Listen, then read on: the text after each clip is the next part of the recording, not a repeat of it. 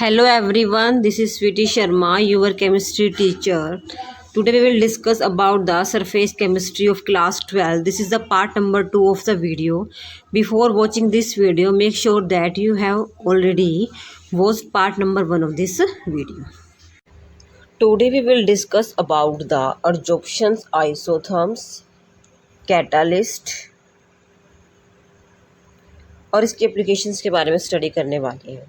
तो जो एडजॉर्प्शंस आइसोथर्म्स क्या होता है, आइसोथर्म्स का मीनिंग आपको पता है, जहाँ पर भी आइसो वर्ड लग जाता है, आइसो का मीनिंग होता है वहाँ पे कोई ना कोई सेम कंडीशन होएगी। ठीक है, यहाँ पे अगर थम्स लगा हुआ है, थम्स मतलब ये टेम्परेचर से रिलेटेड है, तो यहाँ पे क्या होगा, अगर टेम्परेचर मेरे पास यहाँ पे सेम रहे, कॉन्स्टेंट रहे, तो उस केस के लिए एडजॉर्प्शन आइसोथर्म्स क्या निकल कर आएगा, तो ये हम आज डिस्कस करने वाले हैं। The variation in the amount of the gas absorbed by the adsorbent with pressure। हमने क्या डिस्कस करना है, जो amount of the gas absorb हुआ है by the adsorbent with pressure के साथ उसमें क्या वेरिएशन आता है अगर हम टेम्परेचर को कांस्टेंट रखते हैं। तो यहाँ पे ना एक हमें कर्व की फॉर्मेशन होएगी एज एडजॉर्प्शन आइसोथर्म। इसके अंदर हमें एक कर्व की फॉर्मेशन होएगी।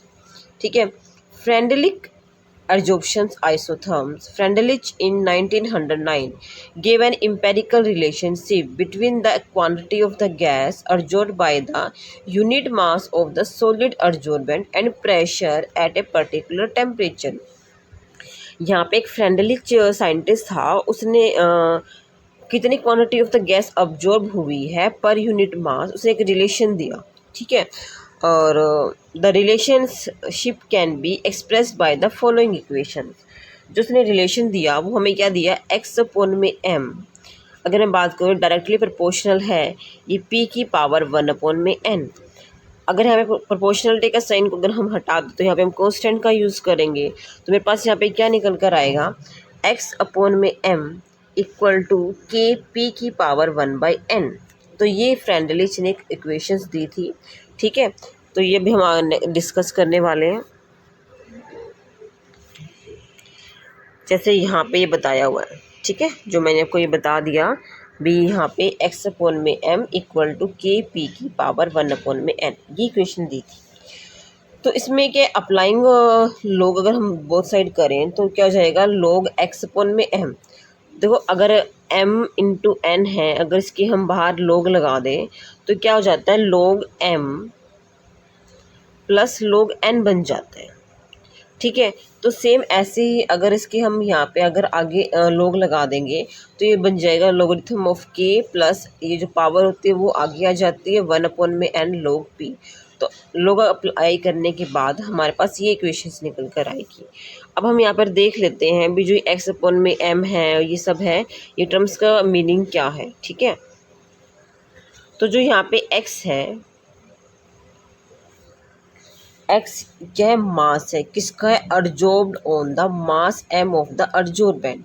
जो यहाँ पे एक्स अपॉन में एम टर्म्स निकल कर आई थी वहाँ पर एस ये दोनों मास है, एक अडजॉर्ब्ड का है और एक अडजॉर्बेंट का है at pressure P and K and N are constant. जो किसके ऊपर डिपेंड करते हैं, depend on the nature of the adsorbent and the gas at a particular temperature. जो यहाँ पे मेरे पास कॉन्स्टेंट के है और ये 1 अपॉन में n है, ये किसके ऊपर डिपेंड करते हैं, depend on the nature of the adsorbent and the gas at a particular temperature. The relationship is generally represented in the form of a curve where mass of the gas adsorbed per gram of the adsorbent is plotted against the pressure.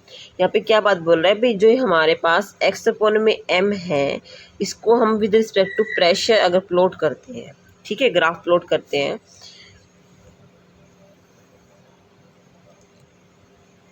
these curves indicate that at a fixed pressure there is a decrease in the physical adsorptions with the increase in the temperature। देखो यहाँ पे क्या बात बता रहा है भाई, जैसे x अपॉन में m with respect to pressure अगर हम ग्राफ प्लॉट करें तो हमारे पास इस तरह से ग्राफ निकल कर आएगा।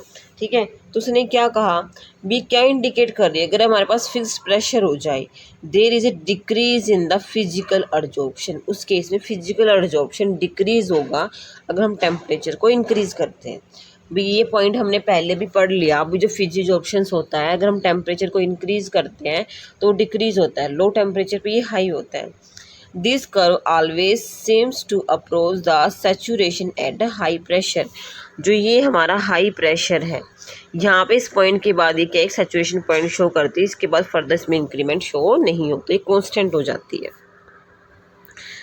तो नेक्स्ट इसमें देखो, जैसे ये हमने ग्राफ बता भी दिया मैंने क्या होता है, आप इसको एक बार यहाँ पे देख भी लो। जैसे ये हमने ग्राफ प्लॉट किया, ठीक है, यहाँ पे हमने x अपॉन में m along the y axis and with along the x axis pressure को लिया। तो जो ग्राफ है स्टार्टिंग ये इंक्रीज करता जाएगा इस तरह से स्टार्टिंग में, फिर एक सैचुरेशन पॉइंट आएगा जिसके बाद क्या फर्दर ये इंक्रीज नहीं होगा। तो ये मान लो हमारे पास सैचुरेशन पॉइंट है, ठीक है। तो इस पॉइंट पे यहाँ पे मेरे पास क्या निकल कर आएगा, x अपॉन में m इक्वल टू के। जो x अपॉन में m इक्वल टू के p की पावर 1 अपॉन में n आया था, तो इस केस में प्रेशर तो मेरे पास कांस्टेंट हो जाएगा, ठीक है। और यहाँ पे मेरे पास x अपॉन में k इक्वल आ जाएगा। इस यहाँ पर जो ये ग्राफ है, देखो इसको हम 3 पार्ट्स में डिवाइड करते हैं इस ग्राफ को। तो ये और जो ये पोर्शंस हैं, इस पोर्शन के अंदर मेरे पास क्या आता है, x अपॉन में m के p की पावर 1 अपॉन में m। और यहाँ अगर हम बात करें नीचे, जब हमारे पास प्रेशर कम होता है तो x अपॉन में m इक्वल टू के पी के इक्वल आ जाएगा। तो ये जो 3 ग्राफ्स हैं इस तरह से इंडिकेट करते हैं। तो ये हम आगे फर्दर स्टडी करने वाले इसको डिटेल में।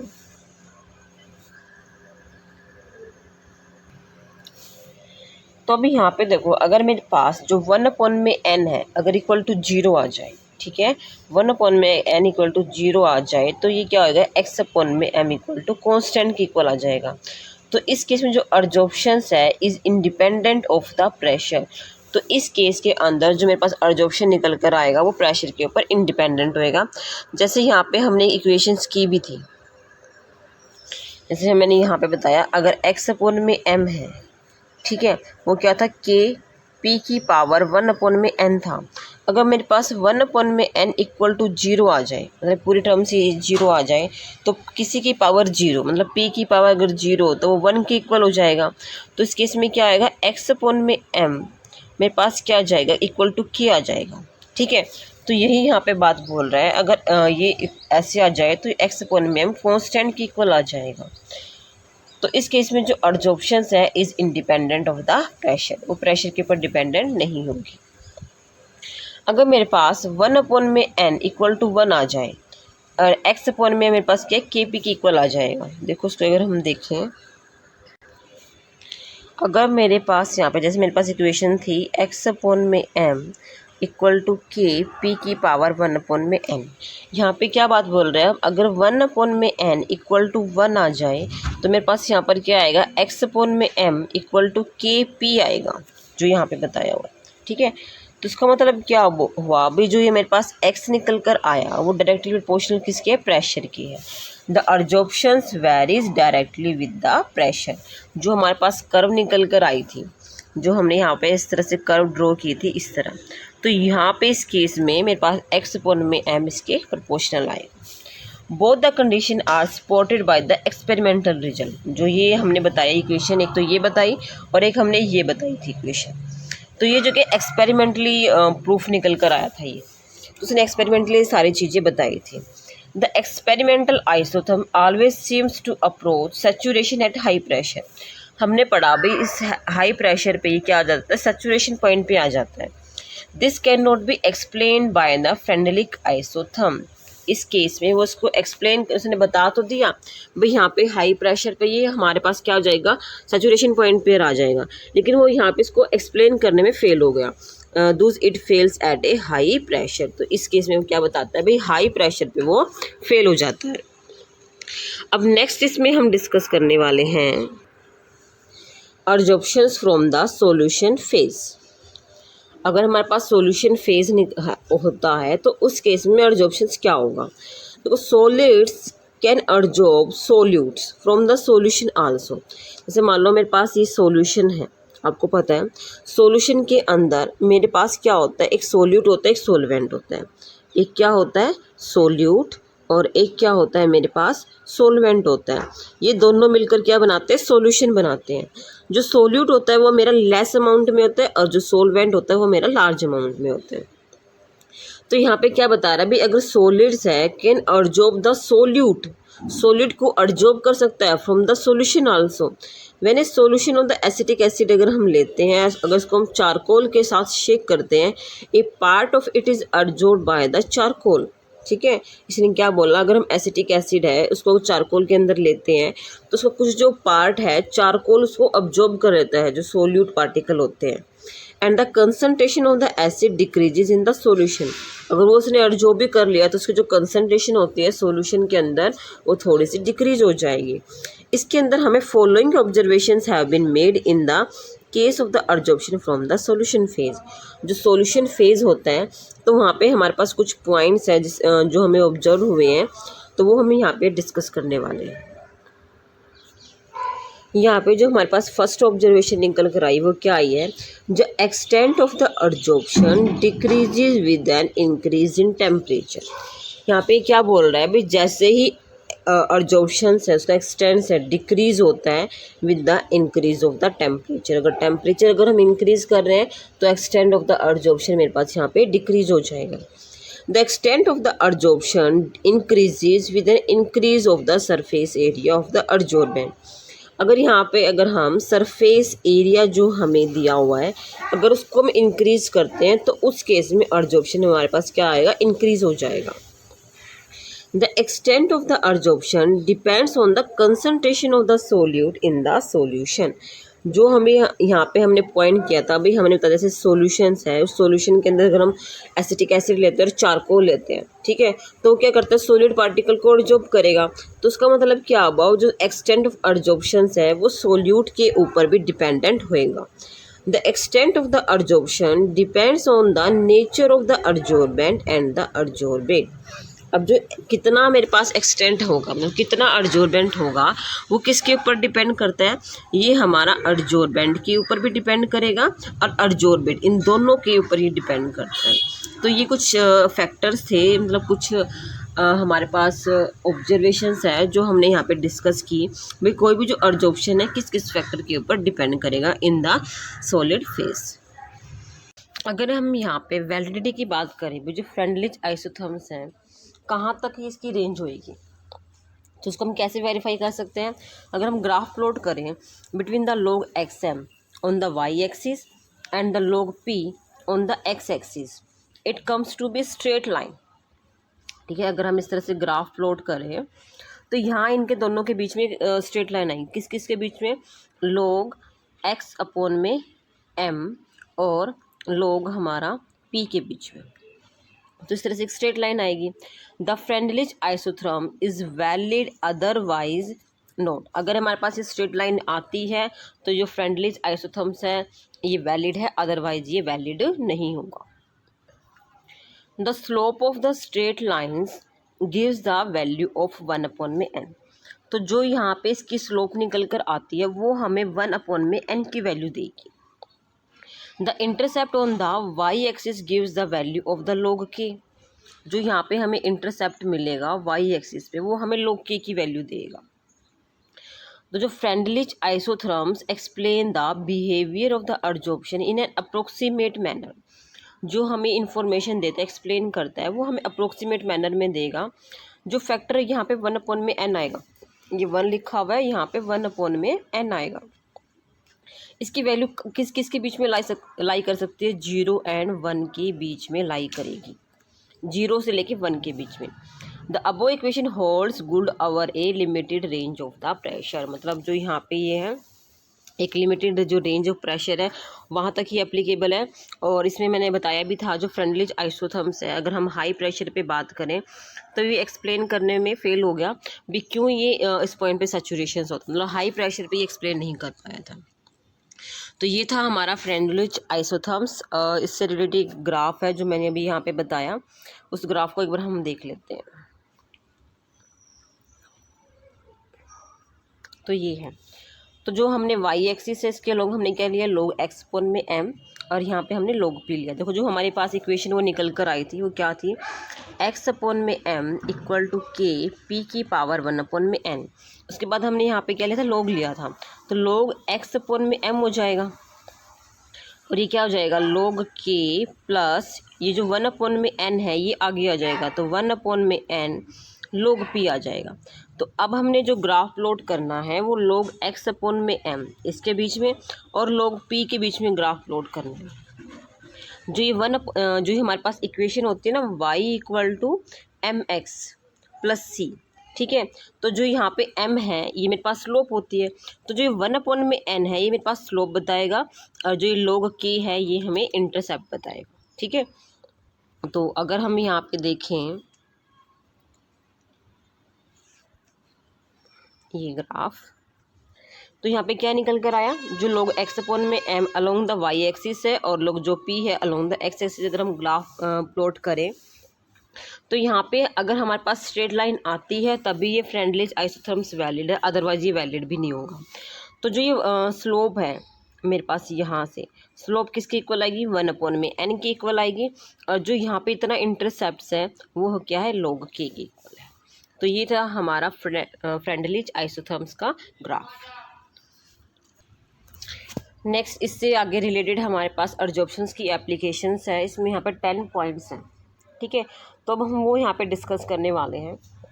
फर्स्ट पॉइंट हमारे पास क्या है, production of the high vacuum. भाई जो हमारे पास हाई वैक्यूम्स होता है उसको प्रोड्यूस करने में एडजॉर्प्शन हमारी हेल्प करता है।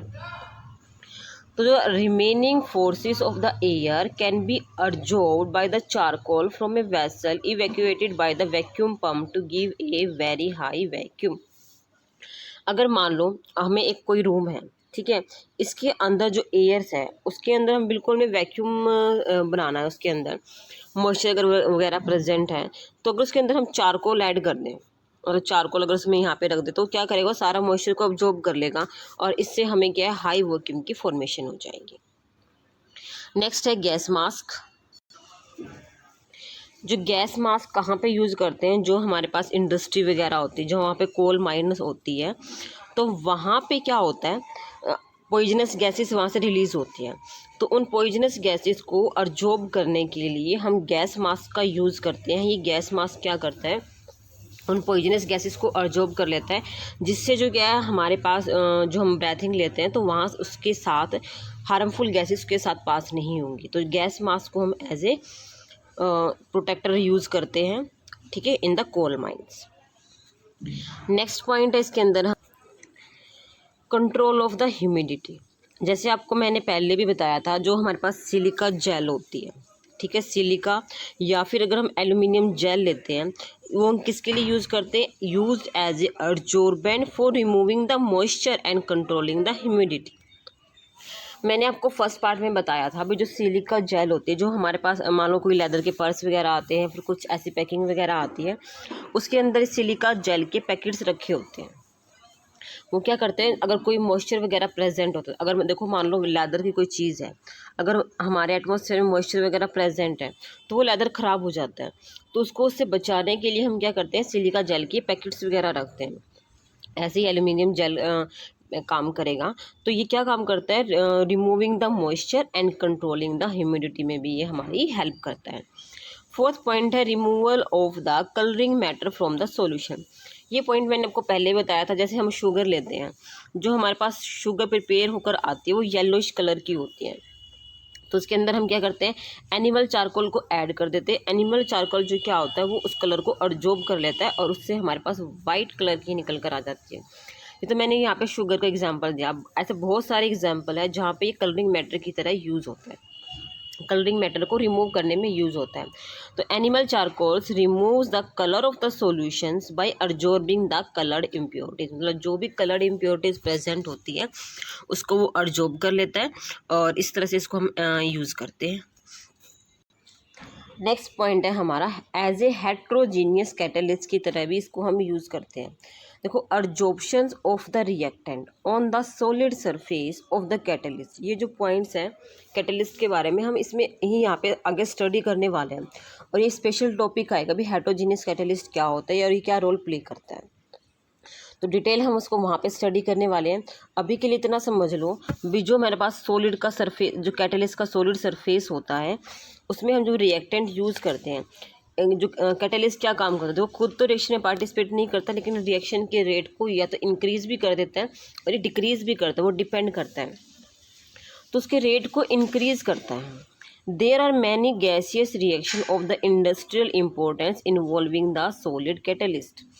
ऐसी बहुत सारी गैसियस रिएक्शंस होती हैं जिनका इंडस्ट्रियल इम्पोर्टेंस होती है और जो एज ए सॉलिड कैटलिस्ट हम उसको यूज़ करते हैं।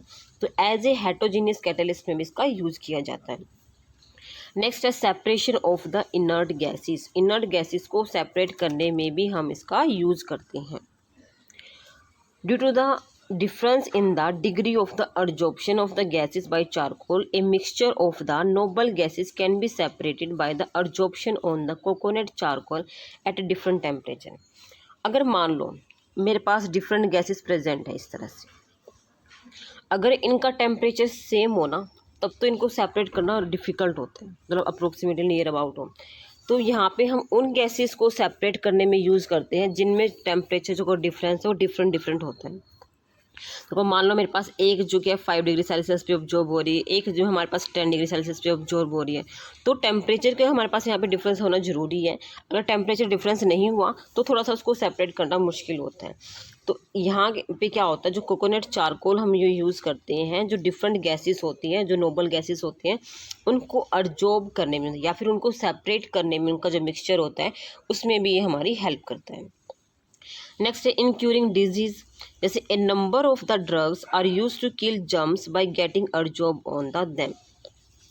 जैसे मान लो कोई जर्म्स वगैरह हैं, ठीक है, तो जो हम ड्रग्स वगैरह यूज़ करते हैं, ड्रग्स मतलब यहाँ पे क्या है, जो एज ए मेडिसिन, जो एज ए मेडिसिन हम यहाँ पे यूज़ करेंगे वो इन जर्म्स के ऊपर अब्जॉर्ब हो जाती है और जिससे वो क्या है हमारे पास वो हमारे एज ए वेस्टेज या फिर वो हमारे किल हो जाते हैं, जो जर्म्स वगैरह वो किल हो जाते हैं। तो इन क्यूरिंग डिजीज़ में भी हम इसका यूज़ करते हैं।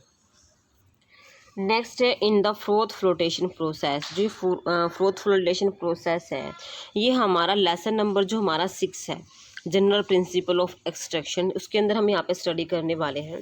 अभी के लिए सिर्फ आप इसमें यहाँ पे जो दिया हुआ इतना ही देख लो, डिटेल स्टडी हम लेसन नंबर 6 में करेंगे।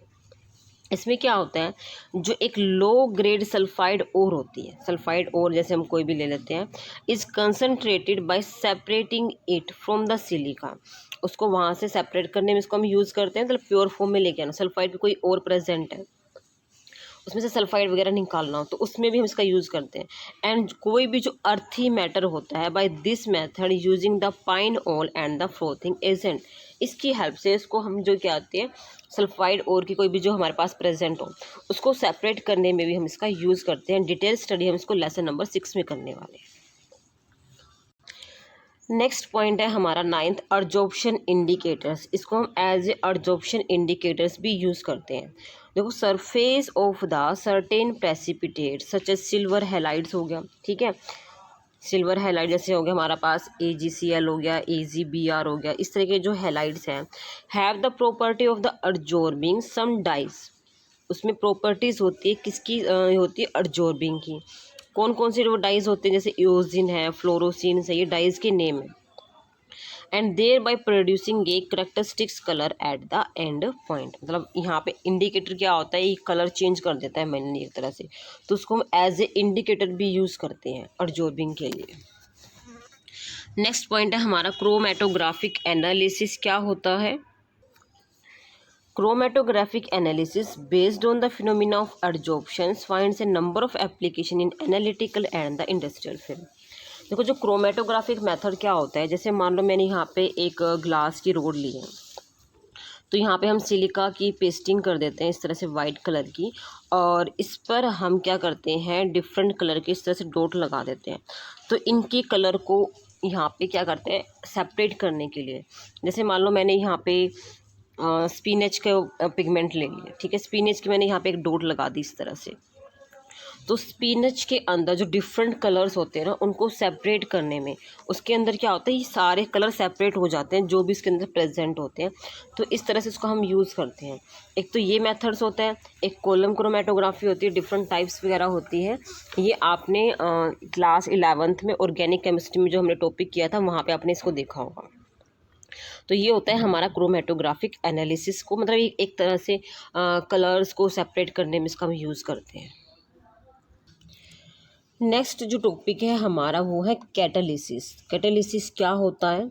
तो देखो, जो कैटालिसिस है एक तरह से आप ये लगा लो, मान लो कोई रिएक्शंस है, जो रिएक्टेंट है, रिएक्टेंट से हमारे पास प्रोडक्ट बनते हैं।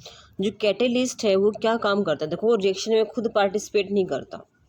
वो क्या करता है, रिएक्शन का जो रेट होता है उसको या तो इंक्रीज़ कर देता है, मोस्टली तो ये इंक्रीज़ करता है, बहुत कम होते हैं जो कैटालिस्ट उसको डिक्रीज़ करते हैं जनरली, लेकिन हमें दोनों वर्ड यूज़ करने चाहिए। मोस्टली जो लिखा होता है इंक्रीज़ लिखा होता है। तो ये क्या करता है, उसके रिएक्शन के रेट को ना इंक्रीज़ कर देता है या फिर डिक्रीज़ कर देता है। वो डिपेंड करता है भाई हम कौन सा कैटालिस्ट किस रिएक्शन में किस कंडीशन में यूज़ कर रहे हैं। तो कैटालिस्ट खुद रिएक्शन में पार्टिसिपेट नहीं करेगा, उस रिएक्शन के रेट को इफ़ेक्ट करता है। तो देखो, जैसे हमारे पास यहाँ पे दिया हुआ है जो पोटाशियम क्लोराइड है, क्लोरेट है, क्या होता है इसका फार्मूला, KClO3, ठीक है। When heated strongly decompose slowly giving the dioxygen. अगर इसको हम हीट करते हैं पोटाशियम क्लोरेट को, तो यहाँ पे हमें ऑक्सीजन की फॉर्मेशन होती है, जो लेकिन जो डिकम्पोज होती है ना, बहुत स्लो डिकम्पोज होती है। टेम्परेचर रेंज क्या है इसकी, 653 से 873 केल्विन के बीच में इसकी टेम्परेचर रेंज है। लेकिन अगर हम इसके अंदर कैटलिस्ट ऐड कर दें तो जो इसका जो टेम्परेचर की जो रेंज होती है ना, मतलब एक तो हम कितना टेम्परेचर हाई अप्लाई कर रहे हैं, 653 केल्विन, ठीक है, कितना हाई टेम्परेचर। अगर आपको आइडिया नहीं होता तो जो हमारा 273 केल्विन है ना, वो अप्रोक्सीमेटली 0 डिग्री सेल्सियस के इक्वल होता है, ठीक है। और जो हमारा जो गर्मियों में जो टेम्परेचर होता है वो हमारा कितना होता है, अप्रोक्सीमेटली 30 से 35 डिग्री इतनी टेम्परेचर हमारा होता है। तो उसकी देखो, अगर मैंने 30 ले लिया, ठीक है, तो उसके अंदर इसके अंदर ऐड कर दो, कितना आ जाएगा मेरा, 303 के अप्रोक्सीमेट आ जाएगा। तो 303 की अगर मैं बात करूँ तो 30 डिग्री सेल्सियस की इक्वल होता है, और ये तो इसका डबल है। तो ये बहुत ज़्यादा हाई टेम्परेचर है। अगर इस रिएक्शन को मेरे को प्रोसीड करना है तो मुझे बहुत ज़्यादा हाई टेम्परेचर रेंज अप्लाई करनी पड़ेगी। कितनी है, मान लो 653 से लेकर 873 केल्विन तक। अगर मैंने कैटलिस्ट यहाँ पे ऐड कर दिया तो वो क्या करेगा, इसकी जो रेट होता है ना उसको बढ़ा देता है। तो अगर मेरे पास टेम्परेचर कम भी है तब भी रिएक्शन प्रोसीड कर जाएगी। अभी यहाँ पे इसके अंदर देखो, अगर हम यहाँ पे टेम्परेचर 473 से 633 केल्विन टेम्परेचर भी लेते हैं ना, तब भी वो इतना also at a much accelerated rate. तो उस रेंज में भी इसका क्या हो जाएगा, डिकम्पोजिशन हो जाएगा। जो हमने मैग्नीज डाइऑक्साइड इसके अंदर ऐड किया है रिमेन्स अनचेंज, उसके अंदर कोई चेंज नहीं आएगा। जैसे मैंने आपको बताया, अभी जो कैटलिस्ट है वो रिएक्शन की रेट को इफेक्ट करता है, लेकिन उसके खुद के अंदर कोई चेंज नहीं आएगा। With respect to its mass, कोई इसके मास में और कंपोजिशन में कोई भी चेंज नहीं आएगा। In a similar manner the rates of the number of the chemical reaction can be altered by the mere presence of the foreign substance। तो इस तरह से क्या बोल रहा है अभी, जो यहाँ पे मेरे पास जो नंबर ऑफ जो रिएक्शंस होती हैं उनके अंदर हम इस तरह कोई सब्सटेंस ऐड कर दें तो वो उसके रेट को इफेक्ट करता है। तो कैटलिस्ट देखो, आप देख रहे हो यहाँ पे मैंने रिएक्शन के अंदर ऐड करा, मान लो ये रिएक्शन है, ये R है और ये P है, तो मैंने कैटलिस्ट को ऐड कर दिया। तो जो कैटलिस्ट है ना, इसके रेट को सिर्फ क्या करेगा, इफेक्ट करेगा, और खुद के अंदर से कोई चेंज नहीं आता। मतलब जो जैसे मैंने स्टार्टिंग में लिया था सेम एज इट इज़ मेरे को साइड में मिल जाएगा, मतलब उसमें कोई चेंज नहीं आएगा। तो ये तो हमारे लिए बेनिफिट है ना। उसकी रिएक्शन का जो रेट है वो भी चेंज हो रहा है, ठीक है, हमारा टेम्परेचर भी डिक्रीज हो रहा है इस कंडीशन में मान लो, और खुद जो कैटलिस्ट कंज्यूम भी नहीं हो रहा। तो ये जो कैटलिस्ट होता है बहुत अच्छा रोल प्ले करता है। तो ये रिएक्शन के रेट को हमारे इफेक्ट करता है, इंक्रीज ही करता है मोस्टली। तो ये प्रमोटर्स एंड पॉइजन्स, देखो, promoters are the substance that enhance the activity of a catalyst. जो मेरे पास कैटलिस्ट है उसकी एक्टिविटी को इफेक्ट करता है, while the poisons decrease the activity of the catalyst. जो प्रमोटर होएगा उसकी जो एक्टिविटी होती है ना उसको इंक्रीज करते हैं, लेकिन जो पॉइजन होता है कैटलिस्ट की एक्टिविटी को डिक्रीज करेगा। जैसे मेरे पास जो हब्बर प्रोसेस है for the manufacture of the ammonia, जिसमें हम अमोनिया को प्रिपेयर करते हैं, उसमें जो मोलिब्डेनम है act as a promoter for the iron which is used as a catalyst. जो मेरे पास हब्बर प्रोसेस है अमोनिया को प्रिपेयर करने के लिए, उसके अंदर हम जो कि आयरन जो मेरे पास कैटलिस्ट है Fe है वो भी यूज़ करते हैं, और यहाँ पे हम मोलिब्डेनम ये एज ए प्रमोटर भी यूज़ करते हैं। तो जो हमारे पास इसकी जो एक्टिविटी है कैटलिस्ट की उसको इंक्रीज़ कर देते हैं। अगर ये दोनों प्रेजेंट हैं तो उसकी जो कैटलिस्ट की जो एक्टिविटी है वो इंक्रीज़ हो जाती है और हमारी जो रिएक्शन है वो फास्टली प्रोसीड करती है। जी अमोनिया की प्रिपरेशंस है ये हम जो इंडस्ट्रीज़ वगैरह में होते हैं, जो जहाँ पर हमें हाई अमाउंट में प्रिपेयर करना होता है वहाँ पे हम इसका यूज़ करते हैं। ठीक है, जैसे यहाँ पे की रिएक्शंस दी भी हुई है हमारे यहाँ पे, जैसे यहाँ पे ये N2, ठीक है, N2 + 3H2, यहाँ पे अगर मैं लिख दूँ N2 + H2 अगर हमने लिया, ठीक है, यहाँ पर मुझे क्या मिलेगा NH3 की फॉर्मेशन मिलेगी। तो उसको बैलेंस करोगे तो यहाँ पे मेरे को 3 से मल्टीप्लाई करनी पड़ेगी। तो इसके लिए ना हमने कैटलिस्ट का यूज़ किया। कैटलिस्ट क्या यूज़ किया, मैंने आयरन को यूज़ किया, ठीक है। इसके साथ साथ अगर मैं मोलिब्डेनम को भी यहाँ पे ऐड कर देती हूँ तो यहाँ पे इसकी जो एक्टिविटी है कैटलिस्ट की वो और भी ज़्यादा इंक्रीज़ हो जाती है, और जो यहाँ पे हमें अमोनिया की फॉर्मेशन होती है। तो जो इसका नाम है ना हब्बर प्रोसेस है। रिएक्शन बहुत सिंपल है, N2 + H2 लिया हमने और NH3 की फॉर्मेशन हो गई, किसकी प्रेजेंस में, आयरन और मोलिब्डेनम की प्रेजेंस में। तो ये होता है हब्बर प्रोसेस जिसको हम इंडस्ट्रियल लेवल पर प्रिपेयर करते हैं। तो यहाँ पे आपने देखा भी किस तरह से जो आयरन्स है और जो मोलिब्डेनम प्रमोटर्स हैं वो किस तरह से इस रिएक्शन की रेट को इंक्रीज़ करता है। ठीक है, जो पॉइजन्स वगैरह होते हैं इसके एग्जांपल बहुत ही कम होते हैं। आप यहाँ पे प्रमोटर्स का अपोजिट सोच सकते हो, मतलब जो इसके रिएक्शन की रेट को डिक्रीज़ करेगा। कुछ रिएक्शंस ऐसी होती है कई बार उसमें डिक्रीज़ भी करना पड़ता है, तो हमें एज ए पॉइजन कैटलिस्ट भी हमें यहाँ पर यूज़ करना पड़ सकता है। तो ये होता है promoter and the poisons catalyst. तो नेक्स्ट जो टॉपिक है हमारा, यहाँ पे हमने इसकी टाइप्स के बारे में पढ़ना है। कौन कौन सी टाइप्स होती है, जैसे हेट्रोजीनियस है या फिर जो हेट्रोजीनियस कैटलिस्ट है, इन दोनों कैटलिस्ट के हमने टाइप्स के बारे में पढ़ना है क्या होता है। फर्स्ट जो हम यहाँ पे डिस्कस करने वाले हैं वो हम डिस्कस करेंगे होमोजीनियस कैटलिस्ट के बारे में, वो क्या होता है। देखो बहुत ही आसान टॉपिक है, सबसे इजी टॉपिक है। ये क्या होता है, होमोजीनियस क्या होता है, हेट्रोजीनियस क्या होता है। देखो जो होमोजीनियस होता है उसमें होमो जैसे वर्ड आया मतलब सेम, मतलब सेम कंडीशन वाली रिएक्शंस होंगी। होमोजीनियस कैटलिस्ट क्या होता है, जिसके अंदर reactant catalyst are in the same phase, the process is said to be the homogeneous catalyst. जैसे मान लो मेरे पास यहाँ पे रिएक्टेंट है और यहाँ पे मेरे पास प्रोडक्ट है, ठीक है। इसके अंदर क्या बोल रहा है, जो मेरे पास रिएक्टेंट है मान लो मेरे गैसियस स्टेट में, ठीक है, और जो मैंने कैटलिस्ट यूज़ किया वो भी गैसियस स्टेट में है, प्रोडक्ट भी मेरे को गैसियस फॉर्म में मिल रहा है। तो इस तरह के जो सब्सटेंस होते हैं, मतलब जिसमें क्या मेरे पास रिएक्टेंट प्रोडक्ट कैटलिस्ट क्या सेम फेज में अगर मेरे पास आते हैं तो उसको हम क्या बोलते हैं, होमोजीनियस कैटलिस्ट बोलते हैं। यहाँ पे ना कुछ एग्जाम्पल दिए हुए हैं, एग्जाम्पल से आपको और भी ज़्यादा क्लियर हो जाएगा भी इसके अंदर ही क्या होता है। जैसे मेरे पास फर्स्ट एग्जाम्पल है, oxidation of the sulphur dioxide into the sulfur trioxide with dioxygen in the presence of oxides of nitrogen as a catalyst in the lead chamber process। जैसे मान लो मेरे पास SO2 है, ठीक है, ये गैसियस फॉर्म में होती है। इसको अगर हमने O2 की प्रेजेंस में अगर O3 में चेंज करना है, SO3 में, ठीक है, तो ये जो SO3 होता है ये भी गैसियस स्टेट में होता है, और आपको पता है ऑक्सीजन है वो भी गैसियस स्टेट में है। इसके अंदर जो हमने कैटलिस्ट ऐड करा जो नाइट्रिक ऑक्साइड्स है, ठीक है, तो ये भी मेरा गैसियस स्टेट में प्रेजेंट है। आप यहाँ पे देख रहे हो मेरे पास जो रिएक्टेंट है ये गैसियस स्टेट में, ये भी गैसियस स्टेट में है, ये भी गैसियस स्टेट में है, और जो मैंने कैटलिस्ट यूज़ किया NO ये भी मेरा क्या है, गैसियस स्टेट में प्रेजेंट है, और जो प्रोडक्ट निकल कर आया वो भी गैसियस स्टेट में है। मतलब सबका जो फेज़ है वो सेम फेज़ में है। तो यहाँ पे देखो लिखा भी हुआ है reactant sulphur dioxide oxygen and the catalyst nitric oxide are all in the same phase, ये सारे के सारे सेम फेज में प्रेजेंट होंगे। ऐसे ही अगर हम हाइड्रोलिसिस ऑफ मिथाइल एसीटेट की बात करें, is catalysed by the H positive ions, मतलब हमने कोई भी हाइड्रोक्लोरिक एसिड ले लिया या फिर सल्फ्यूरिक एसिड ले लिया जो H पॉजिटिव आयन को फर्निश करेगा, तो यहाँ पे जो मेरे पास रिएक्शंस निकल कर आएगी वो क्या आएगी, जैसे मेरे पास मान लो यहाँ पे CH3CO CH3 है, मैं यहाँ पे इसको रिएक्शन को यहाँ पे साइड में लिख देती हूँ, 2 मिनट वेट करो।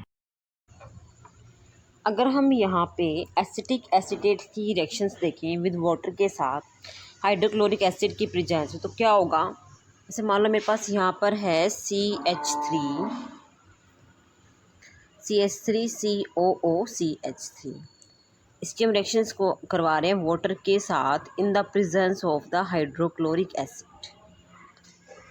ठीक है, तो यहाँ पे मेरे पास जो प्रोडक्ट निकल कर आएगा वो मेरे पास निकल कर आएगा एसिटिक एसिड CH3COOH और साथ में मिथेनॉल CH3OH। तो जो मेरे पास यहाँ पे रिएक्टेंट है ये भी मेरा एक्वस स्टेट में है, ठीक है, वाटर भी एक्वस सॉल्यूशन में है, और HCl जो मैंने लिया वो भी मेरा लिक्विड स्टेट में प्रेजेंट है। तो जो मेरे पास यहाँ पे रिएक्टेंट और जो प्रोडक्ट है सारे के सारे एक स्टेट के अंदर ही प्रेजेंट है, तो ये हमारा क्या शो करेगा, होमोजीनियस कैटालिसिस शो करेगा। ठीक है, नेक्स्ट इसका एग्जांपल देखते हैं हम। Hydrolysis of sugar is catalysed by the H positive ions furnished by the sulphuric acid. जैसे मेरे पास यहाँ पे हाइड्रोलिसिस ऑफ शुगर करना है, तो जैसे मान लो मेरे पास ये C12H22O11, ठीक है, ये सॉल्यूशन है मेरे पास। ये है क्या है, H2O की प्रेजेंस, H2O है और साथ में मेरे पास क्या है, सल्फ्यूरिक एसिड की प्रेजेंस में अगर इस रिएक्शन को हम प्रोसीड करें तो मेरे पास यहाँ पे ग्लूकोज और फ्रक्टोज की फॉर्मेशन होगी। तो क्या होगा, C6H12O6 प्लस C6H12O6, ठीक है, इनकी फॉर्मेशन होगी। तो जो ये मेरा क्या है, ग्लूकोज है, और ये मेरा क्या है, फ्रक्टोज है, तो इसकी फॉर्मेशन होगी। तो आप देख रहे हो जो मेरे पास ये सारे के सारे इसके अंदर भी सेम फेज में प्रेजेंट होंगे। ठीक है, जैसे H2O है, ये मेरे पास शुगर का सॉल्यूशंस है, ठीक है, ये सारे के सारे मेरे एक्वस फेज में प्रेजेंट हैं। तो ये भी मेरे किसका एग्जांपल हो गया, होमोजीनियस कैटालिस्ट का एग्जांपल हो गया। ठीक है, आप समझ गए होंगे होमोजीनियस का मीनिंग क्या होता है भी। इसके अंदर जो मेरे पास रिएक्टेंट है और जो मेरे पास कैटालिस्ट हम यूज़ कर रहे हैं वो सारे के सारे एक फेज में प्रेजेंट हो, तो होमोजीनियस कैटालिसिस होता है। अगर हम यहाँ पे होमोजेनियस जो कैटालिस्ट है उसको एग्जांपल देखें, डायग्राम की हेल्प से अगर देखें, तो जैसे मेरे पास मानो ये रिएक्टेंट कौन कौन से हैं इसके अंदर, एक ये रिएक्टेंट है और एक ये रिएक्टेंट है। यहाँ पे जो मेरे पास ये येलो कलर का दिखाया हुआ है ये मेरे पास कैटलिस्ट है। तो कैटलिस्ट क्या करेगा, इनकी रिएक्शंस को प्रोसीड करने में हेल्प करता है। ठीक है, तो इंटरमीडिएट स्टेप हो गया ये। तो उसके बाद मेरे पास यहाँ पे प्रोडक्ट बन जाएगा और जो कैटलिस्ट है सेम एज इट इज़ बाहर निकल जाएगा। तो मैंने आपको बताया था जो कैटलिस्ट है अपना रोल प्ले करता है, ये रिएक्शन में पार्टिसिपेट खुद नहीं करता, ये रिएक्शन के रेट को इंक्रीज या डिक्रीज करता है। तो यहाँ पे जो कैटलिस्ट है अपना फंक्शन प्रोवाइड, इसको यहाँ पे सरफेस प्रोवाइड करता है और यहाँ पे प्रोडक्ट निकल जाता है और यहाँ पे कैटलिस्ट बन जाएगा। तो ये जो एग्जाम्पल था हमारा होमोजीनियस कैटालिस्ट का एग्जाम्पल था। नेक्स्ट हम पढ़ने वाले हैं हेट्रोजीनियस कैटालिसिस के बारे में। अगर हम यहाँ पर बात करें जो हेट्रोजीनियस कैटालिस्ट क्या होता है, तो हेट्रोजीनियस कैटालिसिस में मेरे पास क्या होगा, जो रिएक्टेंट है और जो मेरे पास कैटालिस्ट है इनका जो फेज़ है वो डिफरेंट फेज़ में प्रेजेंट हो, तो वो हमारे पास क्या होता है, हेट्रोजीनियस कैटालिसिस होता है। इसको हम एग्जांपल की हेल्प से समझने की कोशिश करते हैं। जैसे oxidation of sulphur dioxide into the sulphur trioxide in the presence of the platinum. तो देखो अगर मेरे पास यहाँ पे SO2 है, ये मेरे पास गैसियस स्टेट में प्रेजेंट होता है। इसका अगर हम ऑक्सीडेशन करें तो ये जो ऑक्सीडेशन होता है ये भी गैसियस स्टेट में होगा। अगर यहाँ पे मैं प्लेटिनम कैटलिस्ट यूज़ कर रही हूँ वो सॉलिड स्टेट में है, तो यहाँ पे मेरे पास ट्वाइस ऑफ SO3 की फॉर्मेशन होगी, जो ये भी क्या है, गैसियस स्टेट में प्रेजेंट है। तो यहाँ पे मेरे पास क्या कंक्लूजन निकला भाई, जो मेरे पास यहाँ पे अगर आप देख रहे हो SO2 है, ये भी गैसियस स्टेट में है, ये भी गैसियस स्टेट में है, बट जो मेरे पास प्लेटिनम है ये मेरा सॉलिड स्टेट में प्रेजेंट है। तो इनका जो फेज़ है ना वो डिफरेंट फेज़ हो गया। अगर मेरे पास यहाँ पे डिफरेंट फेज़ प्रेजेंट होता है तो वो मेरे पास क्या होगा, हेट्रोजीनियस कैटालिस्ट होगा। ठीक है, तो यहाँ पे देखो बताया भी, the reactant is in A gaseous states while the catalyst is in the solid state. combination between the dinitrogen and dihydrogen to form ammonia in the presence of the finely divided iron in the Haber process। देखो Haber process क्या होता है, ये ammonia को prepare करने का एक method होता है। इसके अंदर अगर हम रिएक्शंस करें, जैसे मेरे पास मान लो N2 है, ठीक है, नाइट्रोजन है, वो गैसियस स्टेट में प्रेजेंट होती है, आपको पता ही है। और जो मेरे पास हाइड्रोजन है वो भी मेरे पास किस में प्रेजेंट होती है, गैसियस स्टेट में प्रेजेंट होती है। अगर यहाँ पे हम आयरन लेते हैं, कैटलिस्ट लेते हैं, ये किस में प्रेजेंट है, सॉलिड स्टेट में प्रेजेंट है। तो यहाँ मेरे पास क्या निकल कर आएगा, अमोनिया की फॉर्मेशन होगी, ट्वाइस ऑफ NH3। ये भी क्या है, गैसियस स्टेट में है। तो आप यहाँ पर देख रहे हो भाई, जो ये नाइट्रोजन है ये भी गैसियस स्टेट में, हाइड्रोजन भी गैसियस स्टेट में, लेकिन जो हमारा कैटलिस्ट है वो मेरे पास क्या है, डिफरेंट स्टेट में प्रेजेंट है। ठीक है, तो अगर डिफरेंट स्टेट में प्रेजेंट है तो ये क्या है, हेट्रोजीनियस कैटलिसिस्ट है। तो the reactant are in the gaseous states while the catalyst is in the solid state के अंदर प्रेजेंट है। तो ये हमारा किसका एग्जाम्पल हो गया, हेट्रोजीनियस कैटलिस्ट का एग्जाम्पल हो गया। नेक्स्ट एग्जाम्पल हम यहाँ पर देखते हैं, ऑक्सीडेशन ऑफ द अमोनिया। ठीक है, जो NH3 होता है अमोनिया का formula into the nitric oxide, इसके अंदर अगर हमने चेंज करना है, in the presence of the platinum goes in the Ostwald process. इस प्रोसेस का नाम क्या है, ऑस्टवाल्ड प्रोसेस है। इसके अंदर क्या होता है, मान लो NH3 है, इसका ऑक्सीडेशन कर दिया बी कैटलिस्ट की प्रेजेंस में, ये इस तरह से लिखा हुआ है। ठीक है, तो नाइट्रिक ऑक्साइड की फॉर्मेशन होगी और साथ में वाटर मॉलिक्यूल आएगा। तो आप यहाँ पर देख रहे हो भी, जो मेरे पास ये अमोनिया है और जो ये ऑक्सीजन है, ये दोनों के दोनों गैसियस स्टेट में प्रेजेंट है। बट जो मेरा यहाँ पे कैटलिस्ट निकल कर आया, ये कैटलिस्ट है, ये क्या डिफरेंट स्टेट में प्रेजेंट है। ये यहाँ पर मेरे पास किसमें है, सॉलिड स्टेट में प्रेजेंट है। तो ये मेरे पास कैसा हो जाएगा, हेट्रोजीनियस कैटलिस्ट का एग्जाम्पल हो जाएगा। यहाँ पे लिखा भी है the reactant are in the gaseous states while the catalyst is in the solid state. अगर हम यहाँ पे अगर नेक्स्ट बात करें, जो हाइड्रोजिनेशन हो है, ठीक है, हाइड्रोजिनेशन ऑफ द, अगर वेजिटेबल ऑयल्स है, ठीक है, जो वनस्पति घी है, अगर उसकी अगर हम बात करें, वो अगर फाइनली डिवाइडेड निकल अगर हम कैटलिस्ट का यूज़ करते हैं, वेजिटेबल ऑयल है लिक्विड स्टेट में प्रेजेंट है, हाइड्रोजन गैसियस स्टेट में प्रेजेंट है, जो निकल कैटलिस्ट हमने यूज़ किया वो मेरे पास सॉलिड स्टेट के अंदर प्रेजेंट है। अब जो मेरे पास जो वेजिटेबल घी आएगा वो किस में होएगा, सॉलिड स्टेट में प्रेजेंट होगा। तो अब यहाँ पर देख रहे हो जो रिएक्टेंट है और जो कैटलिस्ट है, ये क्या दोनों डिफरेंट फेज के अंदर प्रेजेंट है। तो ये हमारा हेट्रोजीनियस कैटलिस्ट है। One of the reactant is in the liquid state and the other in the gaseous state, while catalyst is in the solid state के अंदर प्रेजेंट होगा। ठीक है, तो ये था हमारा हेट्रोजीनियस कैटलिस्ट के बारे में एग्जाम्पल था। अभी हम नेक्स्ट देखते हैं इससे रिलेटेड डायग्राम। ये जो मेरे पास दिया हुआ है ये हेट्रोजीनियस कैटलिस्ट है, जैसे ये दिखाया हुआ है ये यहाँ पे। ठीक है, तो ये जो दिखाया भी है मेरे पास कैटलिस्ट का सरफेस है, यहाँ पे कोई जो रिएक्टेंट के मॉलिक्यूल्स इसके ऊपर स्टिक्स हो गए हैं, तो कैटलिस्ट क्या करता है, इसको एक सरफेस प्रोवाइड करता है।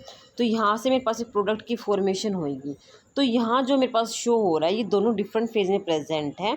ठीक है, जो मेरे पास रिएक्टेंट है और जो मेरे पास यहाँ भी कैटलिस्ट है, जो डिफरेंट स्टेट में प्रेजेंट होगा। तो ये क्या है, हेट्रोजीनियस कैटलिस्ट है।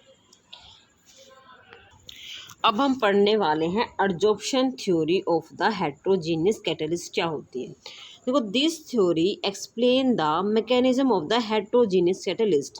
मतलब जो हेट्रोजीनियस कैटलिस्ट होता है वो वहाँ पे हमने डायग्राम देख तो लिया, बट वो हमें इतना क्लियर नहीं हुआ। तो यहाँ पे मैकेनिज्म बता रहा है भी किस तरह से वो प्रोसीड करता है।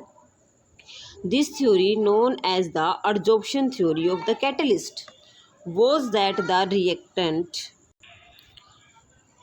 in the gaseous state or in the solution are adsorbed on the surface of the solid catalyst। जो यहाँ पे अभी हमने एग्जाम्पल डायग्राम देखा था ना, जो इस तरह से था, मैंने कहा था ये हमारे कैटलिस्ट की सरफेस प्रोवाइड करता है। ठीक है, और यहाँ पे रिएक्टेंट्स यहाँ पे एडजॉर्ब होते हैं। The increase in the concentration of the reactant on the surface increase the rate of the reaction. अगर हम यहाँ पे जो मेरे पास रिएक्टेंट है इसकी कंसनट्रेशन को अगर इंक्रीज़ कर दूँ तो इसके जो एडजॉर्प्शंस है ना वो भी इंक्रीज़ होगा। ठीक है, with the increase in the surface area. Adsorption being an exothermic process. ठीक है, ये क्या होता है, एक्सोथर्मिक प्रोसेस होता है। इसके अंदर the heat of the adsorption is utilised in enhancing the rate of the reaction. देखो जो इसमें से हीट निकलती है ना, वो उसको हम कहाँ पर यूज़ करते हैं, जो रेट ऑफ द रिएक्शंस है उसको एनहेंस करने में उसको हम इसका यूज़ करते हैं। तो इसके अंदर मेनली 5 स्टेप्स होते हैं, ठीक है, इसके हेटेरोजेनियस कैटालिस्ट के मैकेनिज्म के, तो वो अब हम यहाँ पे डिस्कस करने वाले हैं, ठीक है।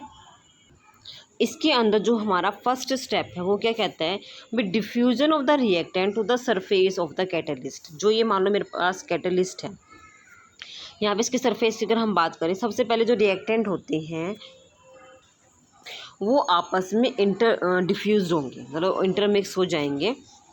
उसके बाद सेकेंड स्टेप में क्या होगा, absorption of the reactant molecule on the surface of the catalyst. उसके बाद जो मान लो मेरे पास ये इस तरह का कोई मॉलिक्यूल्स है रिएक्टेंट में, तो वो इस सरफेस के ऊपर अब्जॉर्ब होना स्टार्ट हो जाते हैं।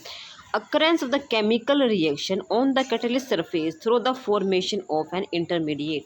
जो हमने यहाँ पे जैसे होमोजेनिक कैटलिस्ट में एग्जांपल किया था, सेम ऐसे इसमें भी यहाँ पे जब ये सर्फ इसके ऊपर अब्जॉर्ब होता है तो मेरे पास यहाँ पे इंटरमीडिएट की फॉर्मेशन होगी, ठीक है। उसके बाद desorption of the reaction products from the catalyst surface and thereby making the surface available again for the more reaction to अकर।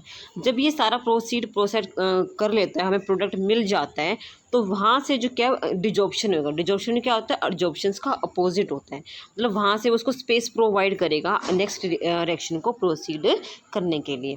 अभी हम यहाँ पे एक डायग्राम की हेल्प से इस मैकेनिज्म के चार स्टेप देखते हैं। इसका जो 5th स्टेप है वो उसके हम बाद में देखेंगे।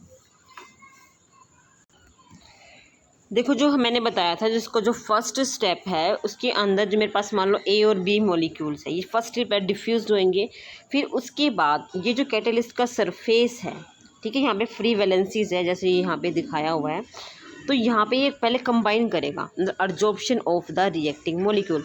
तो जो मेरे पास ये कैटलिस्ट था, अब इस कैटलिस्ट के साथ ये मेरे पास देखो ये दिया हुआ है ना, ये अगर मैं बात करूँ ये और ये, ठीक है, ये आपस में अब कंबाइन करके, ये बी है मान लो ये ए है, अब इस कैटलिस्ट के साथ ये जुड़ चुके हैं। अब क्या होगा, absorption of the reacting molecule, जो रिएक्टिंग मॉलिक्यूल है उनका इस सरफेस के ऊपर अब्जॉर्प्शन होगा, ठीक है, कैटलिस्ट के ऊपर। अब पहले ये मान लो ये ए और बी इस तरह से जुड़े हुए थे, ठीक है, अब क्या करेगा, इनके बीच में बॉन्ड बनना स्टार्ट हो जाएगा, इंटरमीडिएट बनाएंगे। उसके बाद जब ये इंटरमीडिएट बन जाता है तो जो कैटलिस्ट है वो सेपरेट हो जाता है और ए और बी मेरे पास प्रोडक्ट निकल कर आ जाता है। इसको हम क्या बोलते हैं, desorption of the product molecule. देखो मैंने कहा था भी जो मेरे पास जो कैटलिस्ट होता है ना, वो अपना फंक्शन काम करता है और काम करके वो सेम एज इट इज़ मतलब बाहर निकल आता है। तो यहाँ पे भी कैटलिस्ट देखो, ये अगर हम बात करें इसमें और यहाँ पे ये सेम है, मतलब इसने इसको सरफेस प्रोवाइड करवा दिया। सरफेस प्रोवाइड करने के बाद जैसे मेरे पास प्रोडक्ट निकल कर आ गया, ये अपना सेपरेट हो जाता है वहाँ से और मेरे पास दोबारा कैटलिस्ट मेरे पास उसी फॉर्म में निकल कर आ जाता है। तो ये होता है कैटलिस्ट का मेन फंक्शन। अब हम यहाँ पर 5th पॉइंट को भी डिस्कस कर लेते हैं। भाई 5th पॉइंट में क्या कहना चाहते हैं, देखो diffusion of the reaction products away from the catalyst surface, मतलब जो ये मेरे पास प्रोडक्ट निकल कर आया वो वहाँ से डिफ्यूज़ हो जाता है कैटलिस्ट के सरफेस से। The surface of the catalyst unlike the inner part of the bulk has the free valency. जो मैंने बताया था कैटलिस्ट है, जैसे मान लो यहाँ पे वो इस तरह से जुड़ा हुआ था, तो यहाँ पे इनकी फ्री वैलेंसीज होती हैं, इन फ्री वैलेंसीज से वो कंबाइन करता है, which provide the seat for the chemical forces of the attraction when A gas come in contact with such a surface. जब कोई भी जो गैस है इस तरह के सरफेस के कॉन्टैक्ट में आती है तो its molecule are held up there due to the close chemical combination. If different molecules are adsorbed side by side, they may react with each other resulting in the formation of the new molecule. अगर वो जो react कर रहे हैं, अगर वो different molecules हैं तो मेरे पास न्यू मॉलिक्यूल निकल कर आएगा। दिस फॉर्म जो मेरे पास मॉलिक्यूल है में evaporate living the surface of the fresh reactant molecule. देखो जो मेरे पास मान लो मेरे पास ए और बी था, अगर ये मेरे पास मॉलिक्यूल बनकर आ चुका है तो यहाँ पे डिजॉर्प्शन हो जाएगा, वो इवेपोरेट हो सकता है और दोबारा से उसके लिए वहाँ पे एक सरफेस छोड़कर चल जाता है, ठीक है। फिर दोबारा जो कोई अगर किसी ने रिएक्टेंट ने कंबाइन करना है तो दोबारा उसके लिए यहाँ पे सरफेस छोड़कर चला जाता है। तो ये होता है मेरे पास हेटेरोजेनियस कैटलिस्ट का मैकेनिज्म, ठीक है। सबसे फर्स्ट स्टेप में मेरे पास यहाँ पे डिफ्यूज़न होगा, ठीक है। उसके बाद मेरे पास जो रिएक्टेंट है ए और बी, वो कैटलिस्ट के सरफेस पे रिएक्ट करेंगे। फिर उसके बाद मुझे इंटरमीडिएट स्टेप मिलेगा। इंटरमीडिएट स्टेप में क्या होगा, जो वहाँ पर फ्री वैलेंसीज थी वहाँ पर वो कंबाइन कर जाएगा ए और बी। उसके बाद इंटरमीडिएट के बाद फिर इसमें क्या होगा, डिजॉर्प्शन होगा, ठीक है। डिजॉर्प्शन में मुझे ए और बी मिल जाएगा। जो ये मेरे पास ए और बी था, इसकी फॉर्मेशन हो जाएगी और कैटलिस्ट मेरे पास दोबारा यहाँ से फॉर्म हो जाएगा, ठीक है। तो इस तरह के स्टेप्स होते हैं हेटेरोजेनियस कैटलिस्ट के अंदर। आज हम यहाँ पर इतना ही करेंगे। अगर आपको कोई डाउट वगैरह आ रही है किसी टॉपिक से रिलेटेड तो आप कमेंट सेक्शन में पूछ सकते हो। Thank you so much for watching the complete video.